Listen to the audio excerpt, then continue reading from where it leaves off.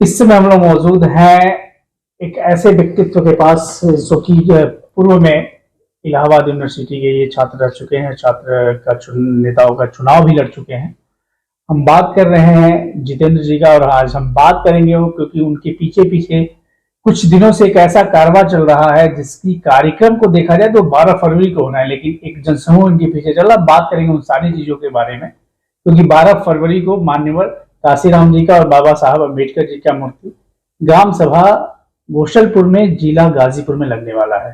इन सबको लेके एक कार्यक्रम का इन्होंने जो आयोजन किया, इसका लेकर अभी से इनके पीछे एक कारवां चल रहा है। हमारे चैनल में आपका स्वागत है। बहुत बहुत धन्यवाद आपका। जितेंद्र जी, पहले मैं तो ये जानना चाहूंगा कि आप अपने छात्र जीवन की शुरुआत कब से किया और कहां से किया और कैसे किया? मैं कक्षा 8 में था तभी इलाहाबाद चले गए थे, तो इलाहाबाद से हाई स्कूल हुआ, इंटर हुआ। फिर जब इलाहाबाद विश्वविद्यालय में 2012 में दाखिला लिया तो बीए किए, और बीए के दौरान फिर धीरे धीरे रुचि, आपको इससे पहले बता दूं कि हमारी इच्छा था कि मैं डॉक्टर बनूं।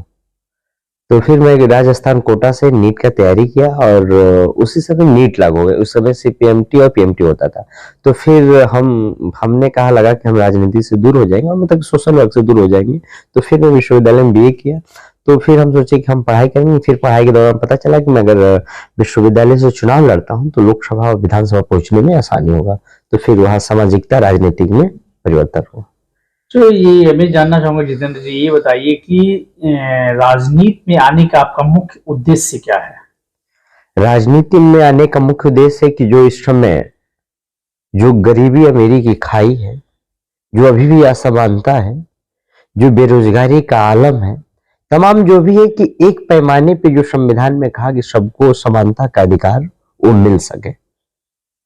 तो इस तरह की लड़ाई तो पूर्व में भी बहुत सी पार्टियां लड़ते आई हैं, करते आई हैं, लेकिन कहीं ना कहीं वो एक जगह तक, जातिगत जगह तक जाके सिमट गई। इस बारे में आपका क्या कहना है? नहीं, बिल्कुल आपकी बातों से मैं सहमत हूं, लेकिन तमाम लोग आए। लेकिन मेरा प्रयास है कि जातिगत में राजनीति न करके सर्व समाज की मैं बात करूं। और आप इलाहाबाद में किसी से भी पूछिएगा, इलाहाबाद में कभी भी एक जाति समुदाय का मैंने लड़ाई नहीं लड़ा।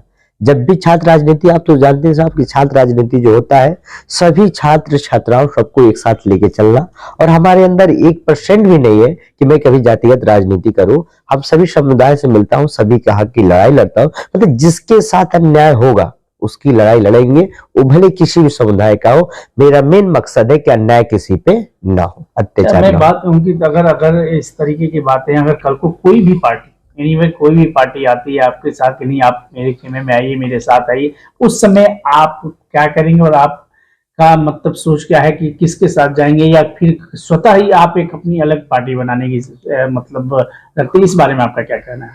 सबसे पहले तो मैं क्लियर कर दे रहा हूं कि ना कोई हम पार्टी बनाएंगे, ना कोई संगठन बनाएंगे। क्योंकि लोग तमाम संगठन हजारों बनाए हैं और हजारों पार्टियां भी बनाए हैं। तो जो गलती कुछ लोग की है वो गलती हमें नहीं करना है। इस समय हम लोग के पास कई विकल्प है, ठीक है। और रही बात वर्तमान में मैं जहां हूं वही हूं, और किसी दूसरी पार्टी में बिल्कुल हम सोच नहीं सकते। एक बहुजन समाज पार्टी का मैं समर्थक हूं, एक छोटा सा कार्यकर्ता हूं, मैं सिपाही हूं, बस वही रहूंगा। अच्छा, मैं दूसरी बात कहूँ तो आप अपने जीवन में किसको अपना आदर्श मानते हैं और राजनीति में किसको अपना आदर्श मानते हैं? हमारे मसीहा डॉक्टर बी आर अम्बेडकर साहब को मैं अपना आदर्श मानता हूं। उनके संघर्ष से लेकर राजनीति हर कदम पे उनसे सीखने को मिलता है।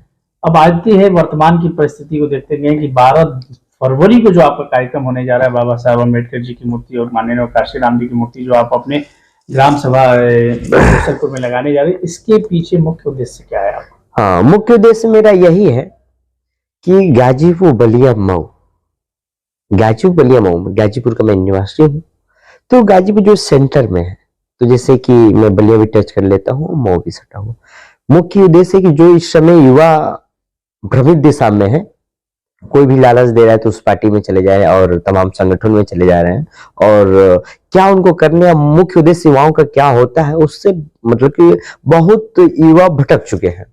क्योंकि अगर हम कहते हैं कि हम लोगों को कमाना तो जिंदगी भर है, लेकिन जब तक उम्र सीमा पढ़ने का है तब तक हम लोग पढ़ लें। और पढ़ाई का मेन अर्थ ये नहीं कि अगर हम पढ़ लें तो सिर्फ नौकरी ही करें। अगर शिक्षा वास्तविक युवाओं को मिल जाएगा तो सही रूप से अपनी जीवन प्रयत्न अपना उनका जीवन का निर्वहन कर लेंगे। तो इसलिए युवाओं को हम मोटिवेट करें कि आप शिक्षा से पहले जागरूक होइए। अगर हम अपना आदर्श अगर डॉक्टर अम्बेडकर साहब को मानते हैं तो उनकी एक एक कही बातों में संघर्ष है, एक एक कही बातों को हमें कहीं ना कहीं ऊर्जा देती है। तो मेन मकसद यही कि हम जो युवा तमाम लोग भटक रहे हैं, तमाम लोग जो गलत दिशा में जा रहे हैं, उनको मैं सही दिशा दे पाऊं, मैं समझा पाऊं, मैं बता पाऊं कि हमको किधर जाना है और हम इस भारत में क्या चल रहा है, इस भारत में क्या चल, इस भारत के तमाम सत्तारूढ़ पार्टी जो है उससे हमको कैसे लड़ना है। अगर नहीं लड़ पाएंगे तो फिर हमारा आपका अस्तित्व तो कुछ नहीं बचेगा। 12 फरवरी का जो आगामी आपका कार्यक्रम है उसमें आप किसके द्वारा उनका अनावरण कराने वाले हैं? कोई आपका कोई विशेष कोई व्यक्तित्व है या फिर विशेष व्यक्ति है या विशेष कोई ऐसा कार्य अतिथि हो जो आने वाला हो उस दिन? जी देखिए, अभी हम लोग बात वार्तालाप चल रहा है, अभी क्लियर नहीं हो पा रहा है, लेकिन जाने कि जो भी आएंगे खुद में एक बहुत बड़े जो उत्तर प्रदेश नहीं भारत उनको जानता होगा, इतना मैं आपको बता देना चाहता हूँ। तो ये थे हमारे साथ जितेंद्र जी ने बताया कि इनका जो मेन संघर्ष चल रहा है युवाओं को जागरूक करने का है। इनका मेन उद्देश्य है कि किसी भी समुदाय के हो, किसी भी संप्रदाय के हो, किसी भी जगह का हो, हम उसके साथ अगर अन्याय हो रहा है तो उनके साथ खड़े रहेंगे।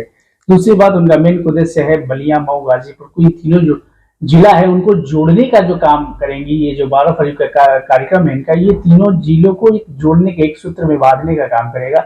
आगे भी इनके साथ कार्यक्रम के विषय में चर्चा करते रहेंगे और 12 फरवरी तक इनके साथ हम जुड़े रहेंगे। फिलहाल के लिए इतना ही। मैं वेद प्रकाश सिंह, सीधा संवाद।